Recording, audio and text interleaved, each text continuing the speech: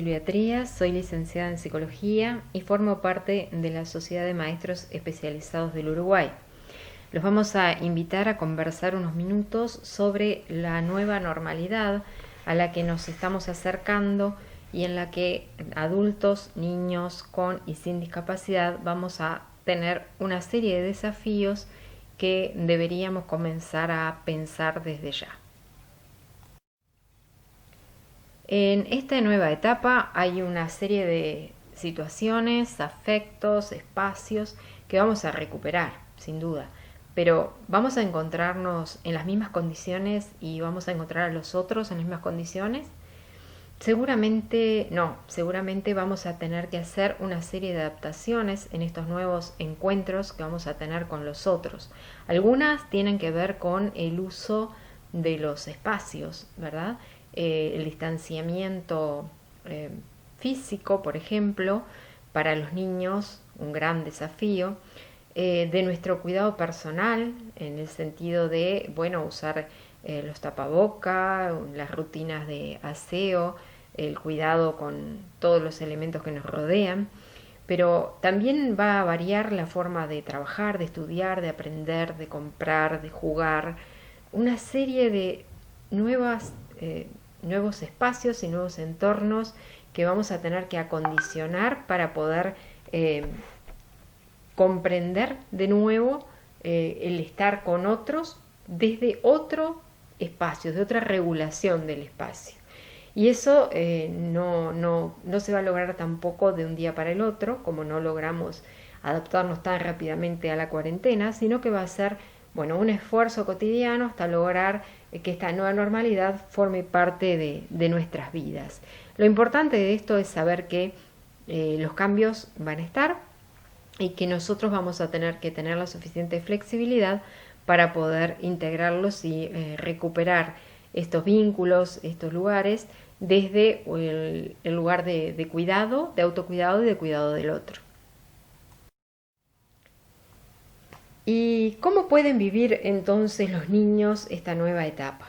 Bien, cuando hay situaciones inéditas como la que nos tocó vivir como sociedad y como mundo, en general los niños las viven muy pegadas a lo que es la emocionalidad de sus adultos referentes. Por lo tanto, cada uno la vivió con particularidades irrepetibles, porque las vivimos de acuerdo a nuestra propia historia, a experiencias precedentes, a nuestro entorno, a nuestros vínculos, a nuestras oportunidades, a las situaciones que se nos dieron de cambio o de conservación de determinados ambientes y demás. Entonces, como dos grandes líneas posibles, que obviamente no abarcan toda esta pluridiversidad de la que hablamos, pero pueden hacernos pensar en dos situaciones extremas, estaría quien la ha vivido con un índice de estrés e inseguridad muy alto, ¿verdad? Que vio una amenaza muy fuerte en esto que tuvo que ver con el coronavirus y los cambios en su vida y en sus rutinas, y que por lo tanto para esas personas seguramente esta nueva etapa de tener que volver a reacomodarse va a ser una etapa difícil,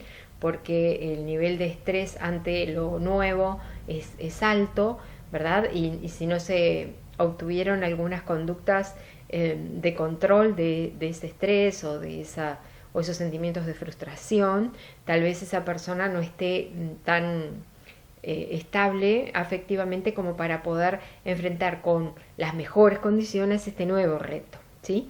Entonces, como línea de base, quien está inseguro seguramente va a tender a la evitación de esta nueva situación. Le va a costar mucho superar esta etapa y volver a enfrentarse a nuevos cambios que tienen que ver ahora con el afuera, ¿sí?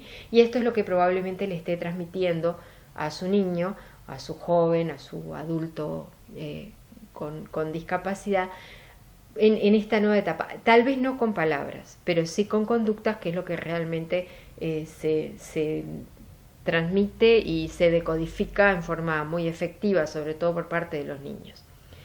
Otra posibilidad es que las personas hayan transitado esta etapa con cierto nivel de negación, en donde hayan de alguna forma minimizado lo que puede ser este impacto del virus y bueno, no hayan estado atentos a los protocolos y a las medidas correspondientes, y por lo tanto la salida para ese niño también puede llegar a ser riesgosa porque tal vez tenga dificultades para integrarse a grupos en donde los protocolos sí forman parte del encuadre necesario para el estar afuera, para el volver a socializar.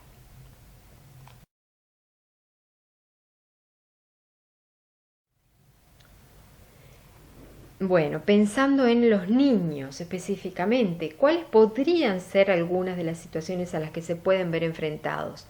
Y esto siempre dentro de un amplio espectro de posibilidades. Por ejemplo, quienes han vivido con mucha inseguridad toda esta etapa, es probable que tengan dificultades al salir de ese entorno que se considera seguro, que es el hogar, y esas dificultades se pueden expresar de muy diversas maneras.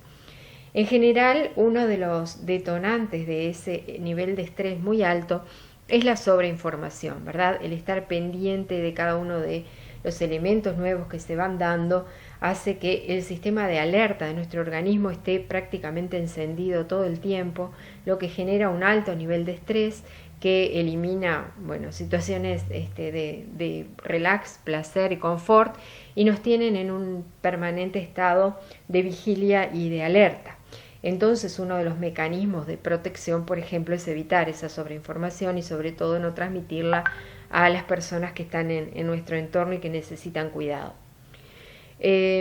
Luego, en los niños pequeños, sobre todo, lo que puede estar jugando es la dificultad para poder reconocer y expresar sus emociones y sus sentimientos en relación a este nuevo cambio que va a implicar el reinsertarse socialmente.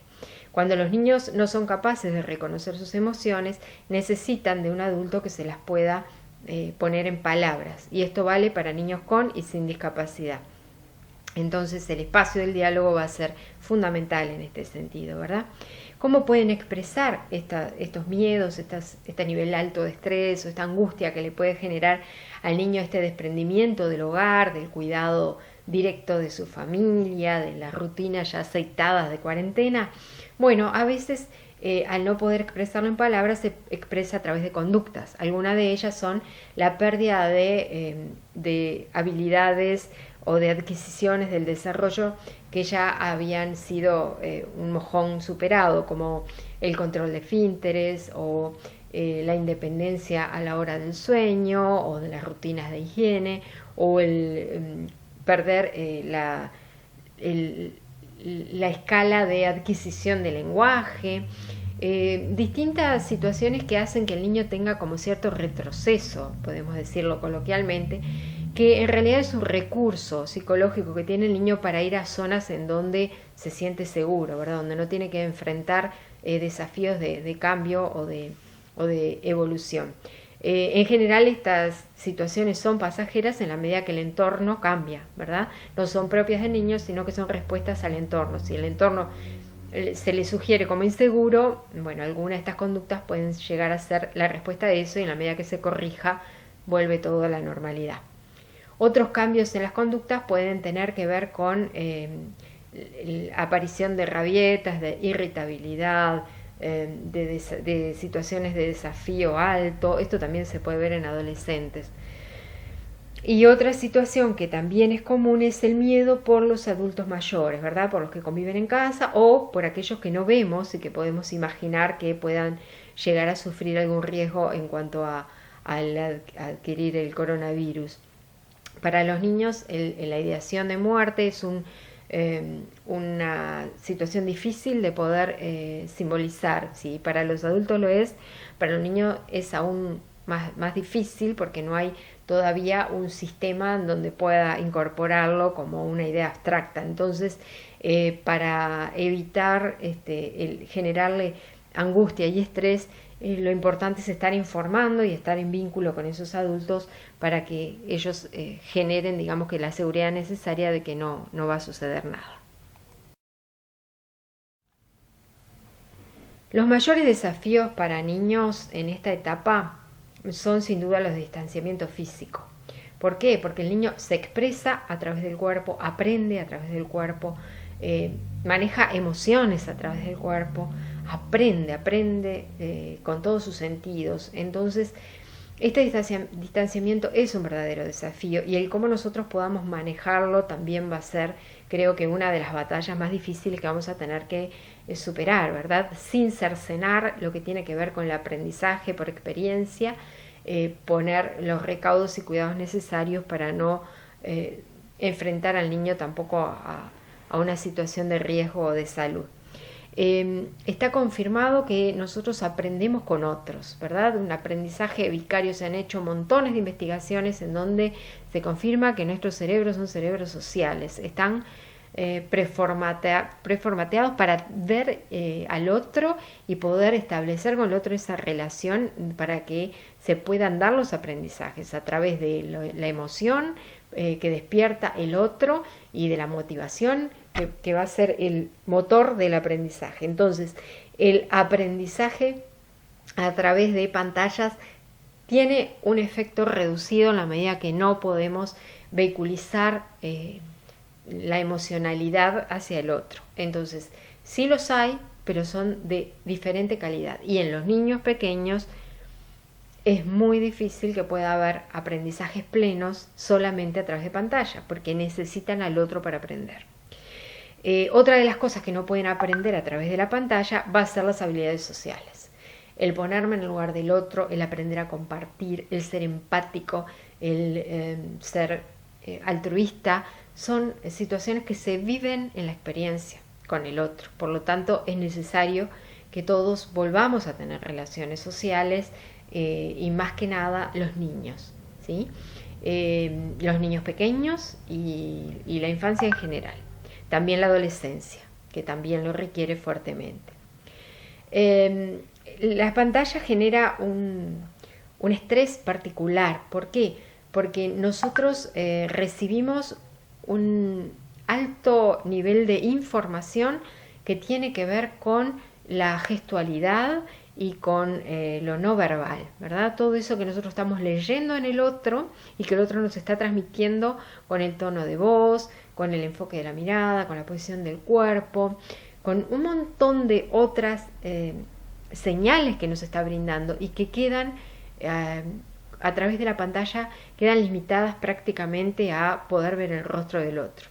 Incluso los turnos del hablar y el escuchar generan mucho estrés, ¿verdad? Porque esos espacios de escucha son espacios de estrés para el otro, ¿no? Se cortó la comunicación, no me está escuchando, ¿qué pasa, verdad? Entonces, el decodificar la información lleva a un nivel de agotamiento emocional y afectivo bastante intenso. Por eso se requiere también el encuentro con el otro para que la comunicación fluya y para que el niño y el joven puedan volver, digamos, a poder sentir en la comunicación al otro. ¿Y cómo podemos apoyar a los niños y jóvenes al dar ese paso, abrir la puerta, salir afuera? En niños con discapacidad aún con más énfasis, pero como dijimos antes, funciona para todos. Información clara, precisa y corta. No nos vayamos por las ramas en las explicaciones de lo que vamos a tener que hacer para cuidarnos.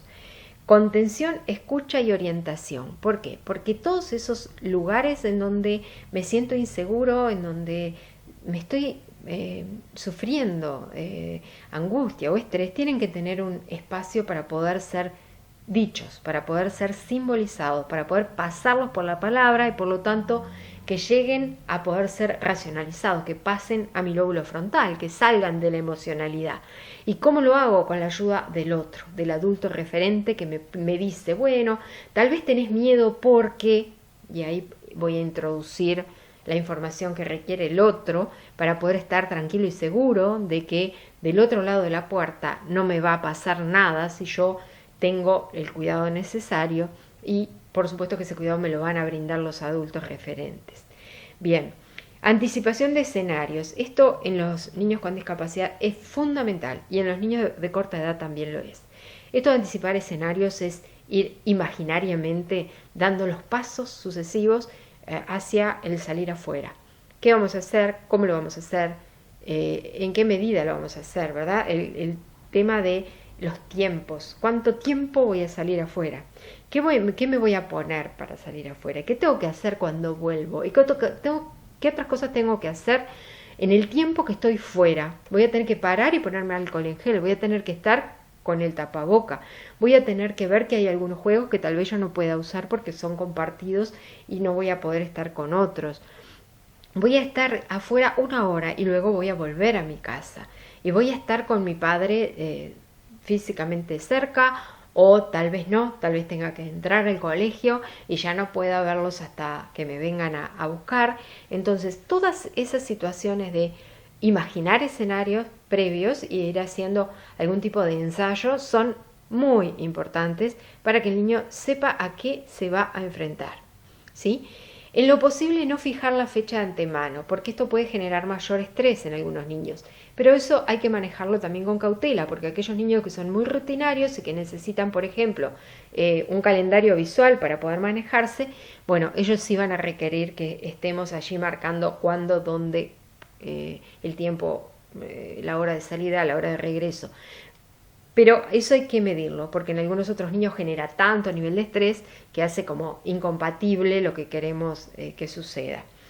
Si el niño está muy ansioso previo a la salida, lo bueno es hacer alguna actividad de descarga, así sea, bueno, jugar a la pelota, bailar con música muy fuerte, etc. Y luego un breve relax, escuchando una música tenue, escuchando un cuento, estirándonos, respirando, para luego recién salir, ¿sí?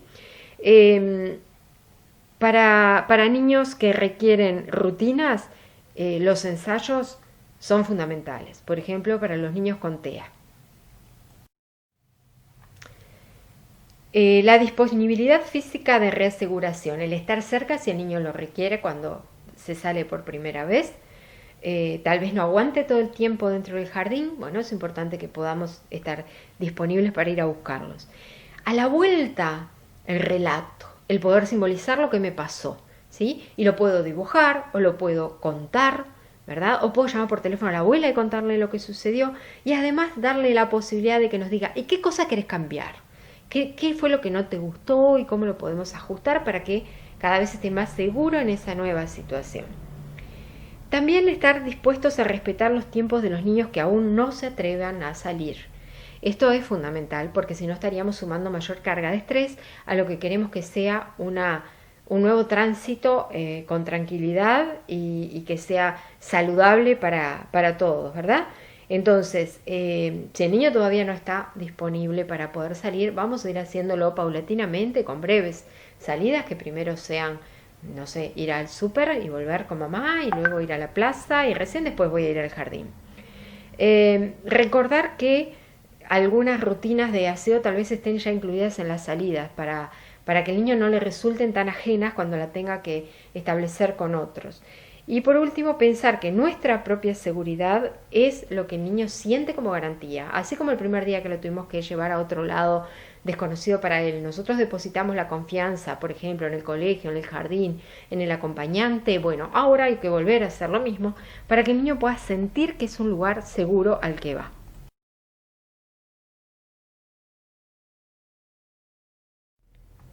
Y la llave del éxito, como siempre, va a ser el amor y la paciencia que tengamos con nosotros mismos primero y luego con nuestros niños. Esperamos que estos pequeños aportes sean de ayuda.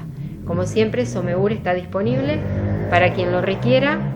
Pueden vincularse con nosotros a través de nuestras redes y con mucho gusto estaremos comunicándonos para acompañarlos en estos tránsitos diferentes o para acompañarlos en todo lo que tenga que ver con educación e inclusión educativa. Gracias por escucharnos.